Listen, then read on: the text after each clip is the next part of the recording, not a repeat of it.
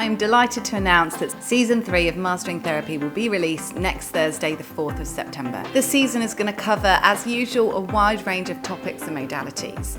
You're going to hear from an EMDR consultant on EMDR intensives and practical applications beyond trauma. I interview a clinical psychologist that specialises in energy psychology, showing us how EFT can be integrated into sessions. A much anticipated and requested episode on IFS and parts work is going to feature, alongside a very practical episode on re-scripting.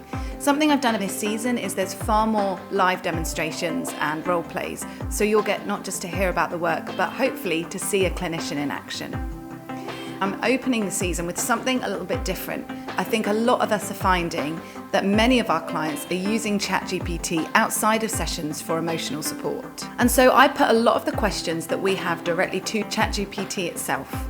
Some of the ethics, how it understands and codes information, and the ways in which we can work alongside it to support our work as therapists. Like it or not, AI is a part of our future, and I'm really passionate about us as clinicians getting a handle on how we can work with it, so that we don't see it as a threat and we can use it to our benefit. I have a great conversation with a leading psychologist on burnout, focusing particularly on the prevalence that burnout has within therapists, given the nature of our work. And with the recent launch of Supervisor Platform, I'm going to be covering some of the common themes and stuck points that come up in supervision sessions. The aim of the podcast remains the same. It is to really come together and learn from one another, increase confidence, and be inspired by alternative tools, ways, and models of working. I really hope that you enjoy it. Here's a preview of some of the guests I have featured this season. People are using ChatGPT as an emotional support. So if you started crying or shouting, I wouldn't automatically pick up on that emotional nuance the way a human would. So much of communication is in what we don't say. I don't have the actual human experience or clinical judgment that comes with years of practice. It sounds like a human, but without any of the humanness at the same time. I don't have a way to code or interpret those pauses or hesitations. So basically, I'm not picking up on those subtle cues. One of the big criticisms I have, I do find it quite frustrating, is how agreeable you are. I don't really have feelings, so I wouldn't say I feel concerned. Because it's so easy, people have become so reliant on it. Are we de-skilling ourselves? I don't have that built-in awareness to know when I'm repeating something that might be pathologizing or when a certain kind of bias is coming through. Dr. Melissa Snaith, clinical psychologist. I wonder if you could just talk through the role a therapist plays in that re-scripting scene. Are you always involved, or is it only if the client doesn't have anybody or can't generate it or can't be that for themselves as the adult? It's really about introducing updated information to a particular emotive point, a threat-based point, an emotionally difficult point, or a stuck point. And sometimes you'll get very specific, clear memories of something that come up. It doesn't have to be a truthful, accurate memory. It has to be a mental representation that will enable you to work in the right place in somebody's mind, if that makes sense. I remember working with a client once who literally had sort of aphantasia and couldn't picture an apple. We quickly realised, no, I don't work like that. My mind doesn't do it. People can get themselves into real traps with creative ways of avoiding and protecting themselves from reliving traumatic experiences. And trauma, it's that embodied meaning, isn't it? And imagery is so good at capturing embodied meaning. And you can discuss that together and identify, ideas, affect shift. Does that work? How does it feel when you think about doing that? Oh, yeah, I just feel much more powerful. Where do you feel that in your body? Okay, great, let's do that. And so you can have that discussion together. So you're using the image, but it's over there and you're talking about the image. And then next session, you can go, right, let's get into it. And you get somebody into the image, which is much more about, where you think about how you elicit imagery. I think it's really different when you're learning about dissociation to when it's happening in front of you. When you have someone who is incredibly traumatized and is responding in the moment and in the room. It can certainly surprise you sometimes, can't it? And you think, oh, what do I do? I wanted to talk about nightmares. Does it work exactly the same? Whether if these are vivid nightmares that are waking them up, you treat them exactly the same as you would when you're rescripting? Do you do anything different when working with nightmares? Well, I think we've talked about some of the complexities and the sort of trickiness of it, but it can just be so straightforward as well as an intervention. I think what would be helpful just to spend the last few minutes, Melissa, is if we could do a little bit of a role play. Maybe you can just illustrate some of the words you use and the way that you would manage a memory with a client. Dr. Jonathan Hutchins, clinical psychologist and EMDR consultant. It's been more of a recent way of using it, and how we think about EMDR intensives is essentially just compressing the time that you do the standard 8-phase protocol therapy. So whenever you go to an EMDR accredited UK or Europe accredited trainer, you're going to get trained in the core standard protocol, which is the 8 phases of EMDR. And what the intensive model is essentially just doing this in a more focused and more condensed manner. And the research varies in terms of how it's been used. So sometimes it might be, for example, you might do it daily in the morning for 3 hours for 4 days in a row, for example, or it could just be twice weekly for 2 hours, or it could be seeing someone for 3 hours for an intensive session. We managed to process 3 trauma memories within 3 hours. So it was quite intense, but very effective and very focused. And how we did it, get all standard protocol stuff, followed all of that to the letter, literally verbatim. And we did all that pretty much straightforward, then took a break after the first session, 5-10 minute break, came back, went into the second memory, likewise, 5-10 minute break, third memory. That was us. We managed to get some excellent results within a quite quick period of time. That's the beauty of EMDR. We can target body sensation, we can target belief, we can target emotion. We don't have to target a particular image or picture, so we can be a bit flexible here. And for him, again, tools that we use to generate positive affect, you couldn't get a safe space. He could do grounding, he could just be down on the floor and do that, but he used scented candles. He also used the one session, the other session, a banana. That gave him a positive affect, and that was fine, and that was good enough to close it down. Again, so it's about finding out what that person's perhaps interested in, what their sensory set profile is, what kind of fits best for them. That can really help in the sort of that preparation phase. A couple of other thoughts that I had. I wondered whether in the neuro field, whether you notice that EMDR has the benefit not just of the desensitization, but do you ever see a reduction in headaches or physical pain decrease? Well, this is where it gets interesting. Sarah Copes, she's a neuropsychologist, works down in Southwest London, St George's, and she's recently spearheaded a feasibility randomized controlled trial looking at functional neurological disorders. So these are the medically unexplained symptoms. These are where you can't find anything on scan, yet people are experiencing, say, drop seizures or non-epileptic attack disorder, for example, or they're experiencing difficulties with their body and different sensations. And the thinking is that this is when the brain and the mind body got a bit disconnected in the childhood because it was perhaps quite invalidating. There's lots of early childhood traumas, often seems to be the case. And then what happens is that with the stress, there's a pressure cooker model of FND. So the idea being you have more stress that comes in and basically the body just takes over and shows that the stress in the body, even though the mind's quite disconnected from it. It's getting some really promising results when the treatment procedure they did. But where I think EMDR has a particular superpower with this population is it's a bottom-up psychotherapy.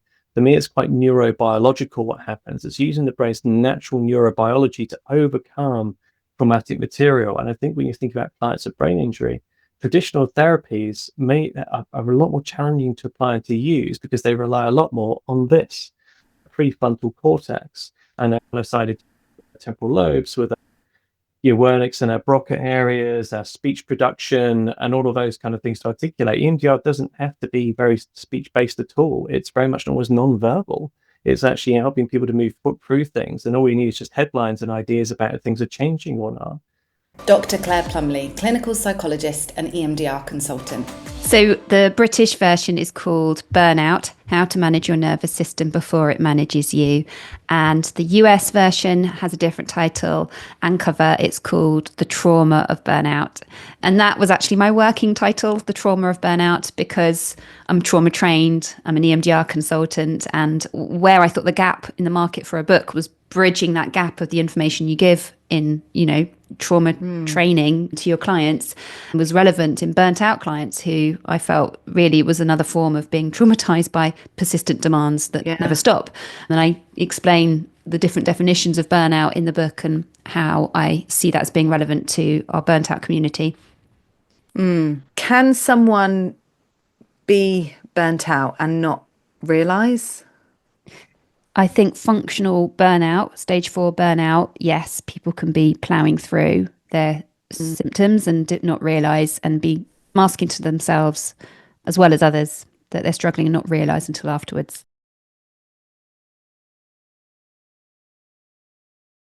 People listening will be in different contexts. Some will be in private practice, some in NHS. So some of those will feel like less within your control.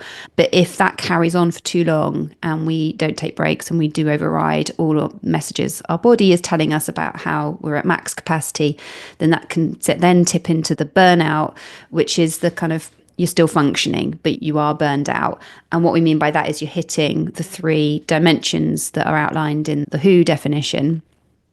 I'll go into those in a sec. Imagine if you were in therapy and you knew you were number 3 or 4 without the therapist having taken a break. It wouldn't feel great. Yeah. So we have to think about ourselves and what we need and work out what our boundaries are. And then another thing that we would do in our service was, and I talk about it with clients a lot, is the mini check-ins. So just like you said, pausing and checking in. But also, I think people quite like that idea that you are the driver of your car, and it can feel like it's on autopilot and driving you sometimes and going down very too fast or shutting down when you don't want to. So it's about taking back control and remembering you are the one in the driving seat. And so I've recently just made one for switching off after work, especially if you're working from home, using a Parks method. And I just talk you through 5 steps using an acronym. So that's on YouTube. And I am creating a short course called Nervous System Reset Kit, which is basically a more visual version of the book for anyone who prefers to have short bite-sized videos walking you through. Dr. Coral Westaway, clinical psychologist and known as the energy psychologist. Energy psychology is an umbrella term for different techniques that work with energy. So it recognizes that as well as a physical body, an emotional body, a mental or cognitive body, we're also an energetic body. I find that the energy work is both deeper and more gentle.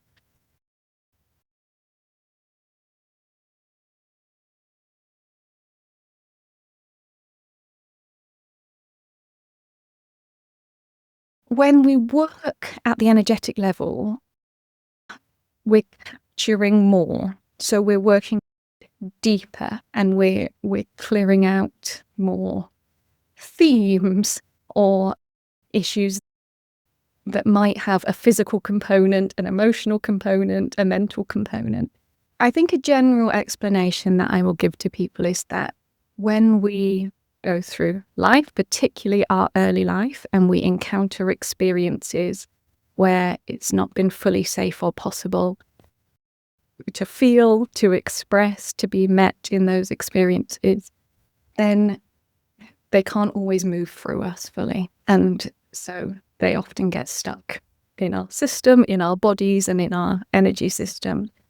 I wonder whether it might be helpful to do a bit of an example, just to give people an idea of how that might look. I realise we haven't planned this. Okay, so what I'm going to invite you to do is to tap along with me. We do the setup phrase by tapping on the karate chop, it's called. I have to say, if people are listening to this and they're not watching it, it does, I'm conscious of how it might look, but it does feel less. There is a lightness there. I don't feel that same heaviness. I believe that our challenges, our difficulties are so multi-layered, and that there are core threads that go back to our very early life, our ancestry, things that have been carried in the family, and the challenges that we have in the present can help us identify the core threads. I love the float back technique because it so quickly can drop us into the roots and origins of our current challenges. So when we are using the energy work, we're clearing out layers of the accumulated old stuff that we haven't been able to process or fully express or move through. And what we did in the EFT was chase the symptoms. I'm pretty sure that actually our natural state of being is flow and lightness and ease and joy. But that it's the unprocessed. Is there an evidence base around this? I'm thinking of barriers to why people wouldn't explore this, or why people might be skeptical. I hope you enjoyed listening. Remember, it launches next Thursday, the 4th of September, and I'm still recording for season 3. So if you're interested in being a guest, you've got something to say, or you've got an approach that you think people would like to hear from, get in contact with me. It's Dr. Natalie Stott on LinkedIn, or you can get in contact with me, natalie@masteringtherapy.com. I'll see you soon. Thank you for listening to this episode of Mastering Therapy. The Mastering Therapy podcast and the information provided by me and my guests is solely intended for qualified professionals for information and educational purposes. I look forward to you joining me next time.